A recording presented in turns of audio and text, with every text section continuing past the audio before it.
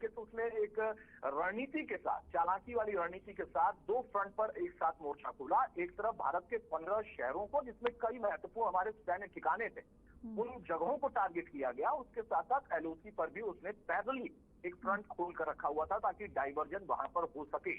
लेकिन अब जब भारत ने जवाबी हमला किया है, जवाबी कार्रवाई की है, तो उसके बाद जब वहां की तस्वीरें निकल कर आ रही है ना, बहुत सारी तस्वीरें भी अपने दर्शकों को आप दिखाएंगी। जो तस्वीरें हैं इस वक्त वहां की हालत बहुत खराब है। सियालकोट हो, पठानकोट हो, लाहौर हो, कराची हो, हर जगह परिस्थिति बहुत खराब है।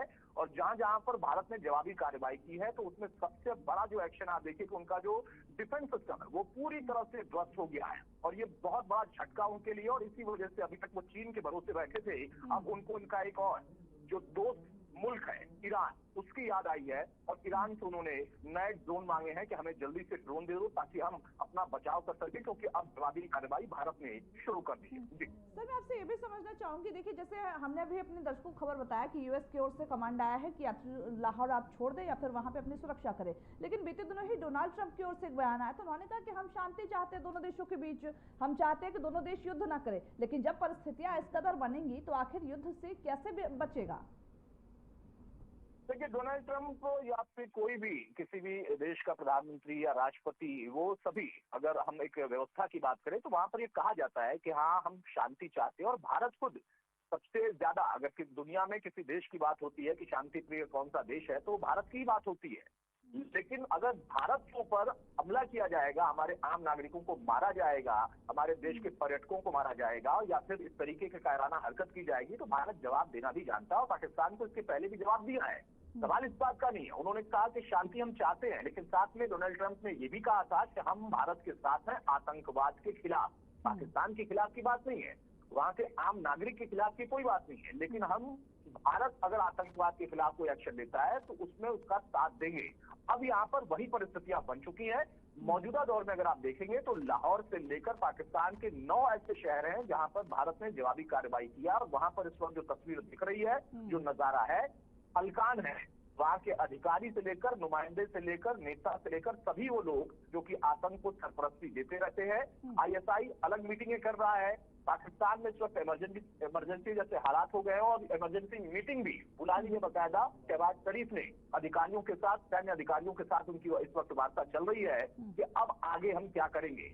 शाहिद 126 ईरान की जो ड्रोन है, उस प्रणाली को मांगा गया है, ड्रोन मांगा गया है, ताकि कम से कम कुछ अपना बचाव कर सके, क्योंकि उनके यहाँ के जो हथियार थे, उनके यहाँ के जो ड्रोन थे, वो शायद खत्म होते हुए दिखाई दे रहे हैं। अब भारत ने जब S-400 का इस्तेमाल किया तो उसके बाद पाकिस्तान के लिए बड़ा झटका हो गया। शायद उनको उम्मीद नहीं थी कि इतने बड़े लेवल पर उनका डैमेज होगा, क्योंकि एक दिन पहले या 2 दिन पहले जब कोई तैयारी करके आप निकलते हो तो वहां पर चूक के कुछ ऐसे ही आकार बनते हैं। भारत की सेना लगातार तैयारी करती है, हर पल तैयार रहती है, रणनीति के साथ काम करती है। पहलगाम के बाद 15 दिन का वक्त लिया, लेकिन जब वक्त लिया तो उसके बाद उसका नतीजा भी दिया। जब दुनिया ने सुबह वो तस्वीर देखी 9 ठिकानों की, तो दुनिया को ये मानना पड़ा कि यहाँ पाकिस्तान के अंदर आतंकवाद को सरपरस्ती देने के लिए पूरी कोशिश होती है, या फिर पूरी व्यवस्था खुद सेना देती है। उसके बाद आप वो नजारा भी देखिए, उसको भी कोई भूल नहीं सकता कि सेना के अधिकारी, तमाम बड़े नेता, हुक्मरान और जो सबसे बड़ा आतंकी है वो खुद वहां पर जब सुपुर्द खाक किया जा रहा था तो मौजूद था। और वहां पर सेना के अधिकारी बकायदा सैल्यूट कर रहे हैं। तो आतंकियों को सैल्यूट करने वाले देश के खिलाफ ऐसा ही एक्शन होगा, और उसमें भारत के साथ दुनिया के तमाम जो बड़ी ताकतें हैं, बड़े देश हैं, वो सभी मजबूती के साथ खड़े हैं। अंजलि सर, मैं आपसे ये भी जानना चाहूंगी, देखिए भारतीय सेना और भारत सरकार की ओर से लगातार कहा जा रहा है कि अगर आप हमला करोगे तो हम आप पर जवाबी कार्रवाई जरूर करेंगे। हालांकि हमने जैसा पहलगाम का बदला लिया वो केवल आतंकियों को टारगेट था, जैसे आपने भी कहा था किसी भी नागरिक को कोई नुकसान नहीं हुआ था। इसके बावजूद पाकिस्तान ने जिस तरीके से इन 15 जगहों को टारगेट किया है कि अब आगे क्या, क्योंकि S-400 का इस्तेमाल तो हो गया जो कि सुदर्शन चक्र के तौर पर मानी जाती है, लेकिन अब आगे क्या, अब आगे क्या कुछ रहेगा? देखिए, आगे अब ये सेना को जवाब देना है। सरकार ने खुली छूट दे रखी है, और पाकिस्तान अगर इस तरीके की हरकत फिर से दोहराता है, क्योंकि जैसा मैंने बताया कि एक बार फिर से ने दो मोर्चों पर फ्रंट खोला, एक तरफ एलओसी पर, और साथ में उसने उन जगहों को निशाना बनाने की कोशिश की है जो कि हमारे सैन्य ठिकाने हैं। अब वहां पर अगर वो फिर से रिपीटेशन करता है, जैसा उसने और भी ड्रोन की डिमांड की है और जैसी उसकी फितरत है, तो उसका जवाब भारत देगा, मजबूती के साथ देगा। जैसे ये खबर निकल कर आई रक्षा मंत्रालय की तरफ से इसकी पुष्टि होती है, तो उसके बाद आप अंदाजा लगाइए कि भारत की सरकार हमारे देश के नागरिकों के लिए कितनी संजीदा है कि देश के अंदर पैनिक क्रिएशन ना हो। इस वजह लेकर अब तक हम मीडिया कर्मियों को भी शायद इस बात का आभास नहीं लग पाया। हम ये सोच रहे थे कि हाँ, एलओसी पर ही अभी इस तरीके के एक्शन हो रहे हैं, लेकिन जब इसका खुलासा हुआ कि पूरी रात पाकिस्तान की तरफ से ये हरकत हुई है, तो वहां पर आपको इसका आकलन करना होगा कि हमारे देश की सरकार ने बड़ी संजीदगी के साथ सेना को खुली छूट देने के साथ ही देश के नागरिकों का भी ध्यान रखा कि देश के अंदर कोई पैनिक क्रिएशन ना हो, और 15 ठिकानों पर 15 शहरों पर अगर हमले के प्रयास किए गए हैं तो वहां पर सेना उसका माकूल जवाब देने के लिए तैयार बैठी थी।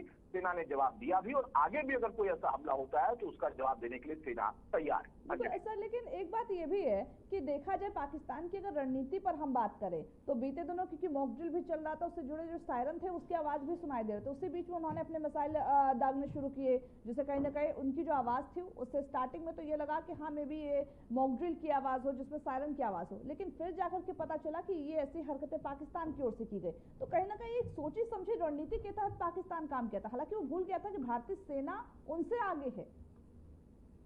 नहीं, मैं इसको सोची समझी रणनीति नहीं कहूंगा, बल्कि मैं इसको कहूंगा कि ये बौखलाहट है। रणनीति तो उन लोगों ने बनाई थी जो पहलगाम आए थे, उन्होंने रणनीति के साथ, और जो कायरतापूर्ण रणनीति होती है, रणनीति अच्छे वे में भी आप देख सकते हैं, लेकिन जो कायरतापूर्ण रणनीति होती है उस रणनीति के साथ आए, निहत्थों को मार दिया।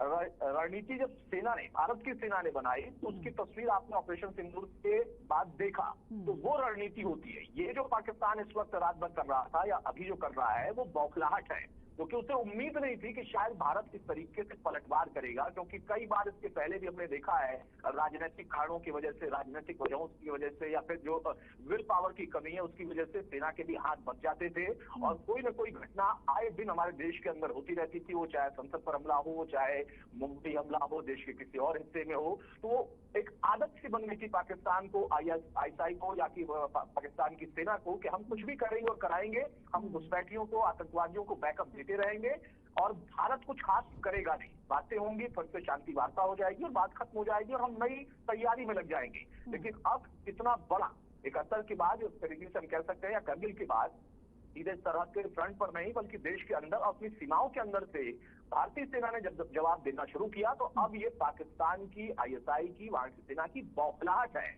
और उस बौखलाहट में आप देखिए कि वो खुद अपना नुकसान कर रहा है।